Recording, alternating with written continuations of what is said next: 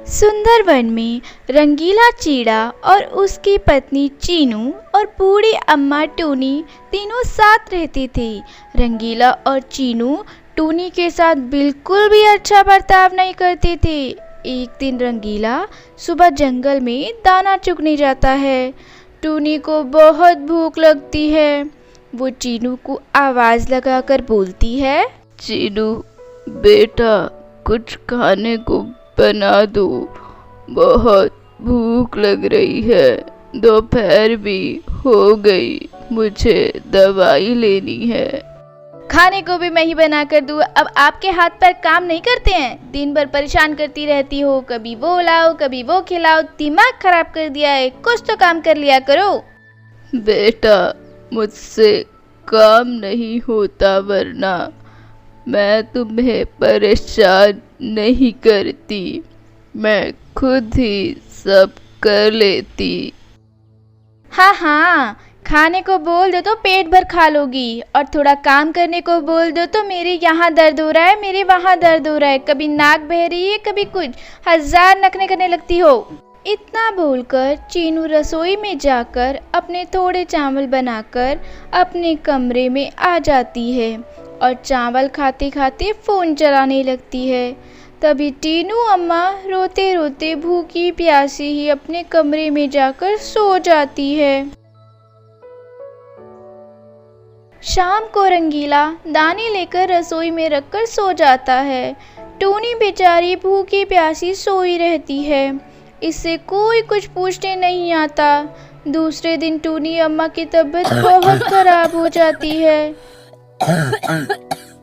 टूनी रंगीला के पास जाती है और बोलती है, बेटा, मेरी तबीयत आज कुछ ठीक नहीं है। मेरे शुगर की दवाई भी खत्म हो गई। जरा बाजार जाकर ला दो। अरे माँ, तुम्हें पता है ना खर्चे कितने बढ़ गए हैं। मैं परेशान हो गया हूँ इन रोज रोज के खर्चों से। खैर, आपकी दवा दे दूंगा मैं, वो भी शाम को दाना चुग कर लौटूंगा तब। और सुनो माँ, प्लीज़ तुम्हारे आगे हाथ जोड़ रहा हूँ, चीनू को परेशान मत करना। वो बेचारी थक जाती है पूरे दिन घर का काम करते करते। पर बेटा, मैंने कहाँ परेशान करा बहू को। चुप करो माँ, तुम्हारी नीयत और सीरत अच्छे से जानता हूँ मैं। तुम बस चुपचाप इस घोंसले में एक कोने में पड़ी रहा करो बस। रंगीला अपनी माँ को भला बुरा कहकर दाने चुगने चला जाता है और शाम को घर लौटता है। चीनू फोन चलाते चलाते टीवी देख रही होती है। टूनी अम्मा सोफे पर बैठी बैठी रंगीला की राह देख रही होती है।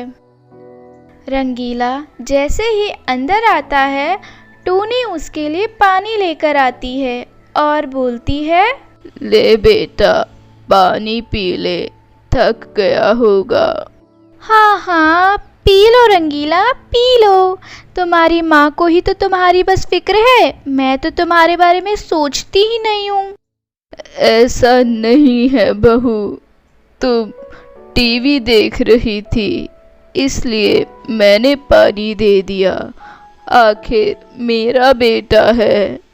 अरे सब जानती हूँ मैं, आपकी हरकतें, कितनी चालबाज हो आप, घर में फूट पड़वाना चाहती हो। अरे ऐसा कुछ नहीं है बहू। रंगीला बेटा, तू समझा कुछ, ये क्या बोल रही है? क्या समझाऊं? सही तो बोल रही है। कोई काम होता नहीं तुमसे और मुझे देख कर सब काम खुद ही करने लग जाती हो। मुझे तो समझ नहीं आता कैसे झेलूंगा तुम्हें माँ। मैं तो कहती हूँ कि इन्हें चूगा घर में छोड़ आओ, जान खा रखी है इस बुढ़िया ने। हाँ, सही कहा तुमने, सुबह ही किसी चुग्गा घर में छोड़ आता हूँ। नहीं बेटा, मैं तुम्हें छोड़कर कहीं नहीं जाना चाहती। मुझे अपने से दूर मत करो, मैं अकेली मर जाऊंगी।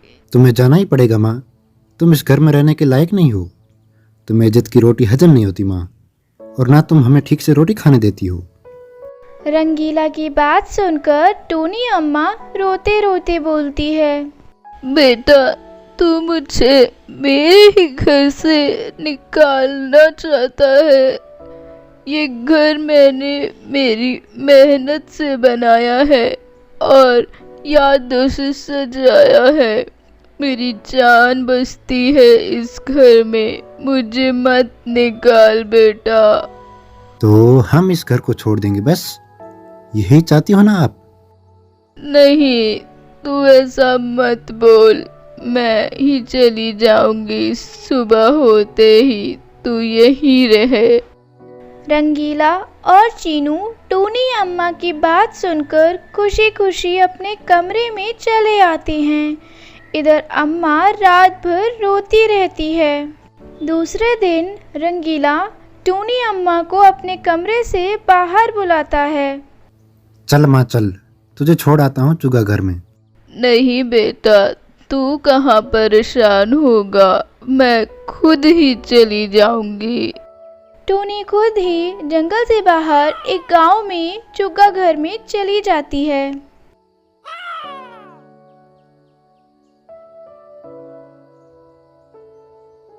थोड़ा समय बीत जाता है। एक दिन रंगीला और चीनू अपने दोस्त कालू कौवे को अपने घर में लंच पर बुलाते हैं। कालू कौवा रंगीला से बोलता है, अरे यार, कितने सालों बाद मिले हैं हम आज। हाँ यार, बहुत टाइम हो गया है। आज तो भाभी जी के हाथ का खाना खाने को मिलेगा। और भाभी जी, एक बात बोलूँगा, आंटी जैसी खिचड़ी कोई नहीं बना सकता। वो तो इस वर्ल्ड की बेस्ट शेफ है, क्यों है ना रंगीला? हाँ यार। वैसे रंगीला आंटी है कहाँ? दिखाई नहीं दे रही कहीं। यार मैं और चीनू उनसे परेशान हो गए थे यार, परेशान कर दिया था उन्होंने दिन भर। खाना, दवाई और कुछ नहीं, कितनी महंगी आती थी उनकी दवाइयाँ, तुझे तो पता ही है ना। तुझसे ही तो मंगवाता था मैं दवाइयाँ। हाँ सही बोल रहा है तू, लेकिन जिसे तू नॉर्मल शुगर की दवाई समझकर मंगवाता था, वो तेरी माँ का तुझे दिया गया ऐसा कर्ज है जो तू कभी नहीं चुका सकता। मतलब क्या बोल रहा है तुम? हैं? मैं कुछ समझा नहीं यार। अरे भाई, वही तो प्रॉब्लम है रंगीला। तू कभी आंटी के मन की बात को समझ ही नहीं पाया। उनके मन में सिर्फ तेरे लिए प्यार था, और तेरी ये जो ज़िंदगी ये उसी दिन ख़त्म हो जाती जब तू 10 साल पहले हॉस्पिटल में एडमिट हुआ था। जिस माँ ने तुझे ये बोला था कि बेटा हॉस्पिटल में तू परेशान मत हो, नॉर्मल पथरी का ऑपरेशन है, उस माँ ने अपनी जान की परवाह किए बिना तुझे अपनी किडनी दी। चाहती तो अपनी जान की परवाह करके तुझ जैसी औलाद को मारने देती, पर उन्होंने तुझे बचाया। और थू है तुझ पे रंगीला, थू है। जिस इंसान ने देवी समान अपनी माँ को घर से निकाल दिया, मैं उस इंसान के घर का खाना कभी नहीं खाऊंगा। छी, इतना गिरा हुआ नहीं हूँ मैं रंगीला।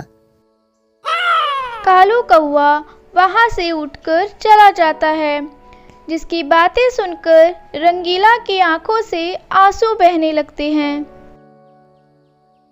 चीनू और रंगीला दूसरे दिन सुबह टूनी अम्मा चिड़िया को लेने चुग्गा घर पहुंचते हैं। चुग्गा घर में टूनी अम्मा की तबीयत बहुत खराब होती है और वो बस रंगीला को ही याद करती रहती है। और वहाँ डॉक्टर रंगीला को देखकर बोलती हैं, अरे कैसे बैठे हैं आप, जो अपनी माँ को इतनी तकलीफ में यहाँ छोड़ गए? ये आपको इतना याद कर रही है और आप अपने ही जीवन में व्यस्त हैं। आप जैसे लोगों को अपनी माँ का जरा भी ख्याल नहीं होता। डॉक्टर की आवाज़ से टूनी अम्मा की आंखें खुलती हैं और वो रंगीला और चीनू को वहाँ खड़ा देखकर बोलती है, आ गया मेरे बेटे। डॉक्टर साहब, मेरा बेटा सबसे अच्छा है और आप इसे ऐसे मत डांटिए, इसकी कोई गलती नहीं है। वो तो मैं ही बार बार बीमार पड़ती रहती हूँ। देखा कितनी अच्छी माँ है तुम्हारी गलतियों को भी अपनी गलती बता रही है। तुम धनी हो जो तुम्हारे पास माँ है। इस दुनिया में ऐसे भी लोग हैं जिनके पास माँ का साया तक नहीं होता। डॉक्टर की बातें सुनकर रंगीला रोते रोते अपनी माँ को गले लगाता है और बोलता है,